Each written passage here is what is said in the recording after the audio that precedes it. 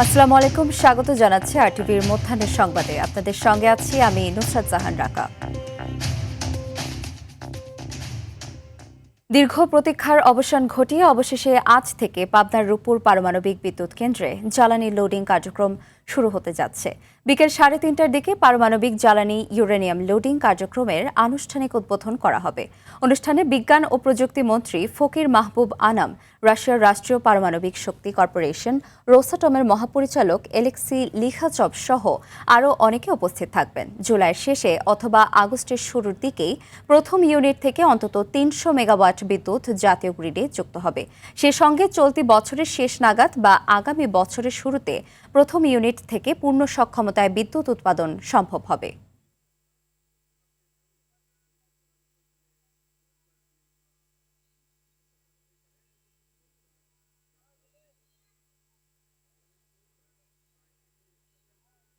দর্শক, এই মুহূর্তে পাবনার রূপপুর পারমাণবিক বিদ্যুৎ কেন্দ্রে থেকে সরাসরি যুক্ত হচ্ছেন সহকর্মী বাজেদ পোস্তামি।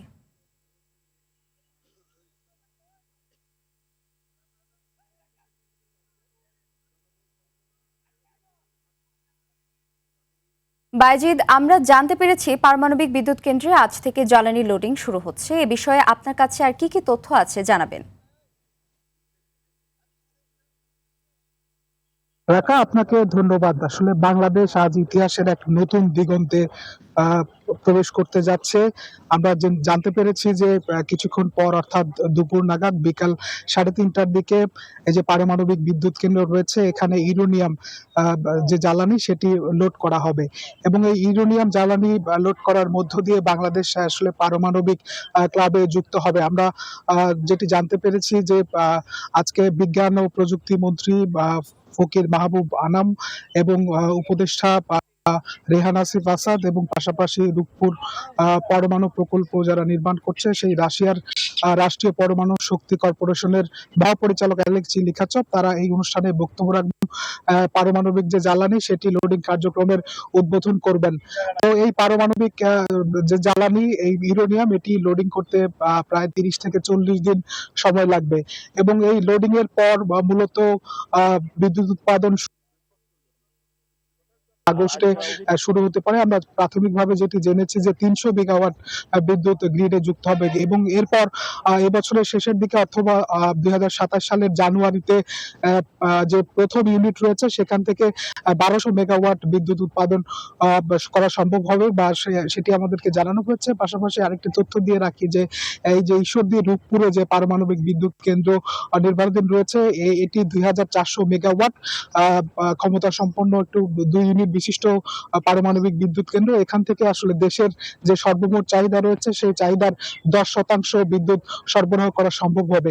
আজকে যে জ্বালানি লোডিং কার্যক্রম এরই মধ্যেই সবাই জেনে গিয়েছে। ঈশ্বরদী এবং রূপপুরে আশপাশের যারা বাসিন্দা রয়েছে তারা অত্যন্ত আনন্দিত, উচ্ছ্বসিত। তারা বলছেন যে বৈশ্বিক যে জ্বালানি সংকট পরিস্থিতি চলছে বা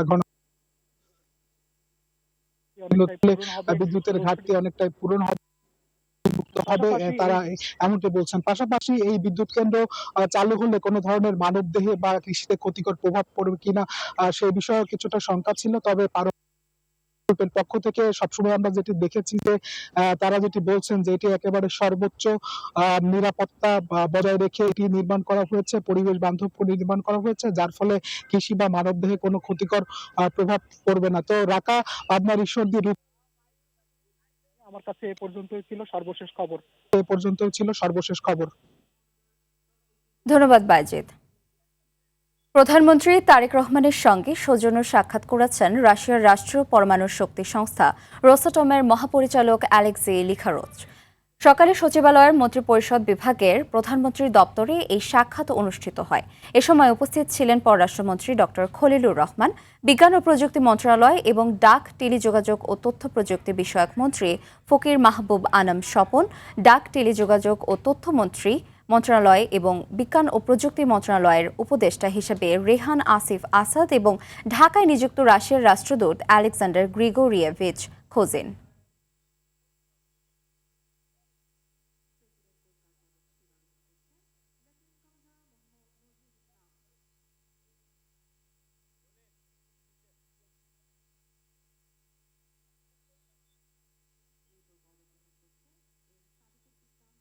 পাহাড়ি ঢলের পানির চাপে সুনামগঞ্জের মধ্যনগর উপজেলার এরনবিল হাওরের একটি বাঁধ ভেঙে কিছু বোরো জমির ফসল পানিতে তলিয়ে গেছে। সকালে উপজেলার সুরেশ্বরী নদীর শাখা নদী মনাই নদীর পানির চাপে এরনবিলের খালের এই বাঁধটি ভেঙে যায়। স্থানীয় কৃষকদের দাবি, এই বাঁধের ভেতরে এলাকার প্রায় 7টি গ্রামের কৃষকদের প্রায় কয়েক শত একর বোরো ফসল ছিল। জমির অর্ধেক ধান কাটা হয়েছে, অর্ধেক ধান হাওরে রয়েছে। জেলা পানি উন্নয়ন বোর্ডের নির্বাহী প্রকৌশলী মোহাম্মদ হাওলাদার জানান, এটা বড় ফসল রক্ষার কোনো বাঁধ নয়।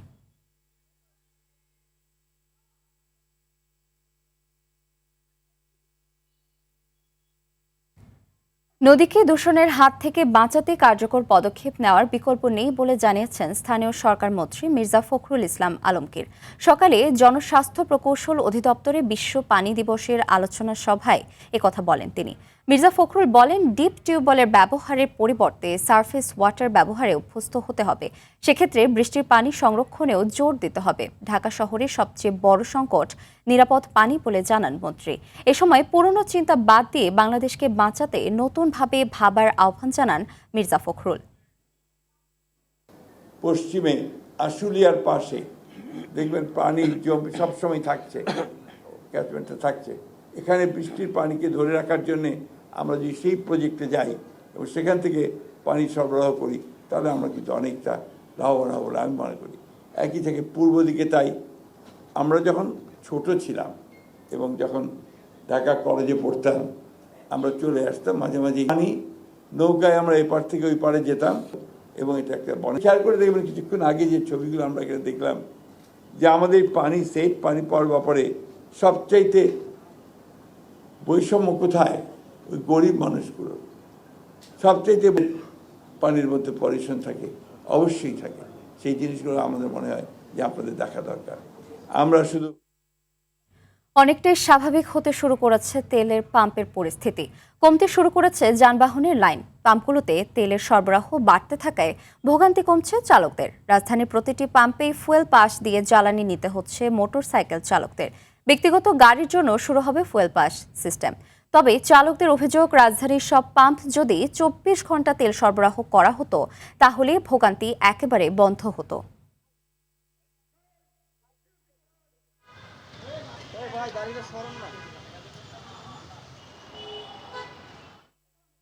চট্টগ্রাম কক্সবাজার মহাসড়কের লোহাগাড়ায় নিয়ন্ত্রণ হারিয়ে একটি মাইক্রোবাস খাদে পড়ে 3 জন নিহত হয়েছে।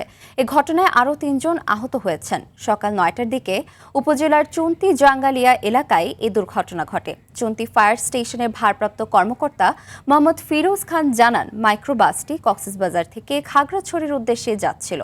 পথিমধ্যে চুন্তি এলাকায় পৌঁছলে চালক নিয়ন্ত্রণ হারান এবং গাড়িটি সড়কের পাশে গভীর খাদে পড়ে যায়। এতে ঘটনাস্থলে 3 জনের মৃত্যু হয়। পরে স্থানীয়দের সহযোগিতায় আহতদের দ্রুত উদ্ধার করে নিকটস্থ হাসপাতালে পাঠানো হয়। তবে নিহতদের পরিচয় এখনো জানা যায়নি। এবার কাহারা তারা বাহির করে হাসপাতালে নিয়ে গেছে, আর আমরা কিছু পাইনি। স্পটে শুধু লাশ পাইছি। লাশ বর্তমানেও আছে, 3টা লাশ পাওয়া গেছে।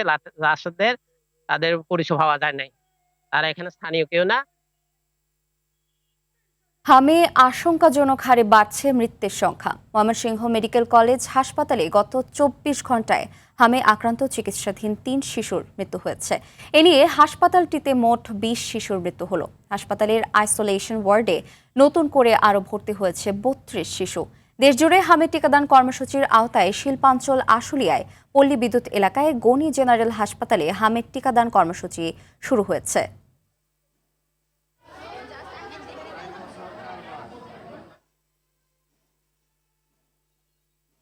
দর্শক, এই বিষয়ে আরও জানাতে ময়মনসিংহ থেকে সরাসরি যোগ দিচ্ছেন সহকর্মী বিপ্লব বসাক। বিপ্লব, হামে আক্রান্ত ও মৃত্যুর বিষয়ে কি বলছেন চিকিৎসকরা, জানাবেন। রাকা ময়মনসিংহে কিন্তু হাম মারাত্মক আকার অর্থাৎ ভয়াবহ আকার ধারণ করছে। যেমনি বাড়ছে ময়মনসিংহ মেডিকেল কলেজ হাসপাতালে হাম আক্রান্তের সংখ্যা, তেমনি কিন্তু বাড়ছে মৃত্যু। অর্থাৎ গত 1.5 মাসে কিন্তু এই ময়মনসিংহ মেডিকেল কলেজ হাসপাতালে হাম আক্রান্তের চিকিৎসাধীন অবস্থায় 20 শিশুর মৃত্যু হলো। আর এই গত 24 ঘন্টায় কিন্তু 3 জন শিশু মারা গেছে। এদের মধ্যে 2 জন ছেলে শিশু এবং 1 জন মেয়ে শিশু। অর্থাৎ 3 জনের মধ্যে দুজনের বয়স কিন্তু 4 মাস আর 5 মাস, আর একজনের বয়স 7 মাস। অর্থাৎ এই দুইজনের মধ্যে 4 মাস এবং 5 মাস বয়সের মধ্যে তারা কিন্তু এখনো টিকার আওতায় আসেনি। অর্থাৎ 6 মাস বয়স থেকে 59 মাস বয়স পর্যন্ত টিকা দেওয়ার পরামর্শ দিয়েছে বা টিকা দেওয়া যায় বলে জানিয়েছেন চিকিৎসকরা। কিন্তু 4 মাস এবং 5 মাস বয়সী শিশুরা কিন্তু এখনো টিকার আওতায় আসেনি। তখন চিকিৎসকরা বলছে যে যারা টিকার বা যে শিশুরা টিকার আওতা আসতে পারেনি তাদের কিন্তু মায়ের বুকের দুধের থেকে কিন্তু তাদের ইমিউনিটি পাওয়ার অর্থাৎ রোগ প্রতিরোধ ক্ষমতা বাড়ায়। অর্থাৎ এই শিশুদেরকে মায়ের দুধ খাওয়ার পরামর্শ দিয়েছেন চিকিৎসকরা। আর যারা হামে আক্রান্ত হচ্ছেন বা হামে র্যাশ বা জ্বর সর্দি নিয়ে ভুগছেন সেই শিশুদের কিন্তু যেহেতু এই হাম একটা ছোঁয়াচে রোগ, তাই তাদের আলাদাভাবে রেখে রাখার জন্য পরামর্শ দিয়েছেন এবং যদি মারাত্মক আকার বা আশঙ্কাজনক আকার ধারণ করে সেক্ষেত্রে সেই শিশুদের হাসপাতালে নিয়ে যাওয়ার পরামর্শ দিয়েছেন। রাকা, এই ছিল ময়মনসিংহ থেকে হাম পরিস্থিতির সর্বশেষ। ধন্যবাদ। পাহাড়ি ঢলে পানির চাপে সুনামগঞ্জের মধ্যনগর উপজেলার এরনবিল হাওরের একটি বাঁধ ভেঙে কিছু বোরো জমির ফসল পানিতে তলিয়ে গেছে। বাঁধ ভাঙার আরো খবর জানাতে সুনামগঞ্জ থেকে সরাসরি যুক্ত হচ্ছেন সহকর্মী বিন্দু তালুকদার। বিন্দু, বাঁধ ভাঙার কারণে ফসলের কতটা ক্ষতি হলো এবং প্রশাসন এ ব্যাপারে কি বলছে জানাবেন। ধন্যবাদ রাফা। যেমনটা বলছিলেন, সুনামগঞ্জের মধ্যনগর উপজেলার পাহাড়ি নদী সোমেশ্বরী একটি শাখা নদী মনাই নদীর পানির চাপে আজ সকালে মধ্যনগর উপজেলার বংশীকুণ্ডা দক্ষিণ ইউনিয়নের হামিদপুর গ্রামের কাছে একটি বাঁধ ভেঙে যায়। স্থানীয় কৃষকরা যেমনটা আমাদেরকে দাবি করেছেন যে এটি আসলে পানি উন্নয়ন বোর্ডের কোনো বাঁধ নয়, কৃষকরা স্থানীয়ভাবে বাঁধটি তৈরি করেন ফসল রক্ষার জন্য। কৃষকদের দাবি এই হাওরে এই অন্তত ৬-৭টি গ্রামের কয়েকশো হেক্টর বুড়ো জমি চাষাবাদ হয়। তবে উপজেলা প্রশাসন কৃষি বিভাগ যেটা জানিয়েছেন যে এটি একটি জলমহাল, এখানে ১১৪ হেক্টর জমি চাষাবাদ হয়। ইতিমধ্যে অর্ধেক জমির ধান কাটা হয়েছে এবং কৃষকরা বাকি ধান কাটার চেষ্টা করছেন। তাদের দাবি হয়তো ১০ থেকে ২০ হেক্টর জমির ধান তলিয়ে যেতে পারে। আমরা স্থানীয় ইউপি সদস্যের সাথে কথা বলেছিলাম। ইউপি সদস্য কামাল মিয়া আমাদেরকে যেমনটা জানিয়েছেন যে অর্ধেক জমির ধান আসলে কাটা হয়েছে এবং এখন পর্যন্ত হাওরে অর্ধেক জমির ধান রয়েছে। তিনি যেমনটা বলছেন অন্তত ৩০ হেক্টর জমির ধান তলিয়ে যেতে পারে। কৃষকরা চেষ্টা করছেন ধান কাটার জন্য। তবে গতকালকে থেকেই সুনামগঞ্জের আকাশে আসলে বৃষ্টি রয়েছে, বৈরী আবহাওয়ার জন্য কৃষকরা ধান কাটার চেষ্টা করছেন। তবে বৈরী আবহাওয়ার জন্য ধান কাটা সম্ভব হচ্ছে না। কৃষকরা যেমনটা বলছেন যে যেভাবে পানি ঢুকছে হয়তো আজ বিকালের মধ্যে হাওরটি পুরোপুরি তলিয়ে যাবে। রাফা, এই ছিল সুনামগঞ্জের মধ্যনগরের হাওরের ফসলডুবির সর্বশেষ তথ্য। ধন্যবাদ। কোস্টগার্ড জনগণের আস্থা অর্জন করতে পেরেছে বলে জানিয়েছেন স্বরাষ্ট্রমন্ত্রী সালাউদ্দিন আহমদ। সকালে আগারগাঁওয়ে কোস্টগার্ডের ৩১তম প্রতিষ্ঠা বার্ষিকীতে এসব কথা বলেন তিনি। মন্ত্রী বলেন, কোস্টগার্ডের সার্বিক উন্নয়নে বর্তমান সরকার দৃঢ় প্রতিজ্ঞাবদ্ধ। এই বাহিনীর বহরে হেলিকপ্টার সার্ভিস যোগ করা হবে। এতে করে অতীতের তুলনায় বহুগুণ সক্ষমতা বৃদ্ধি পাবে কোস্টগার্ড। এছাড়া সমুদ্র ও উপকূলীয় এলাকার নিরাপত্তার পাশাপাশি অভ্যন্তরীণ নানা বিষয়ে বাহিনী প্রশংসার সঙ্গে কাজ করছে বলে জানান তিনি। শুরুতেই আমি গভীর শ্রদ্ধা সূচনা লগ্ন হতে এই বাহিনী সকল প্রতিকূলতা পেরিয়ে আজ উপকূলীয় এলাকার জনগণ তথা দেশের গণমানুষের মাঝে আস্থার প্রতীকে পরিণত হয়েছে। দেশের সমুদ্র নদ নদী বেষ্টিত উপকূলীয় এলাকার সার্বিক নিরাপত্তা রক্ষার জন্য বাংলাদেশ কোস্টগার্ড অনন্য ভূমিকা রেখে যাচ্ছে। এই জন্য কোস্টগার্ডের সকল সদস্যকে আন্তরিক ধন্যবাদ জ্ঞাপন করছি। দর্শক, মধ্যাহ্নের সংবাদ এ পর্যন্তই। দুপুরের সংবাদ ১:২টায় দেখার আমন্ত্রণ রইল। ধন্যবাদ সবাইকে।